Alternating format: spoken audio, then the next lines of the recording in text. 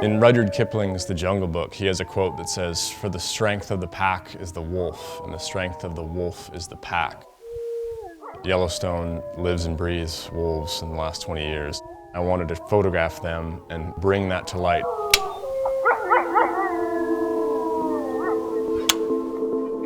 This was my first project with National Geographic.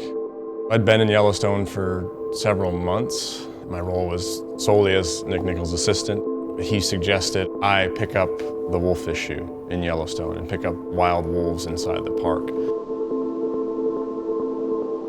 Up until the mid-'80s, biologists thought that ecosystems were built from the bottom up, from the vegetation all the way up through the insects and all the way up through the layers, and that the top predators just kind of fed off of the extras.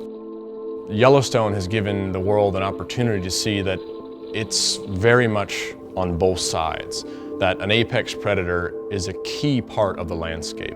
We were able to partner with the park's biologists to have this mutual relationship with them where we could get images for them that they had never seen before and try to capture behaviors that they had never seen before. My favorite photograph from this project is definitely 3 wolves feeding on a bison carcass along the Yellowstone River. This was a scene that we were able to kind of pull the curtain back on Yellowstone and the wolves. The situation it came together. One of the primary tools in wildlife photography that I use is camera traps. And the goal of camera traps is fairly simple. It's to give the viewer an intimate experience with an animal that you can't get any other way. Oftentimes when you put a camera on a carcass, you can't be there. You have to put the camera, set it up, and leave and walk away and hope for the best. And the bear's probably gonna wreck your camera.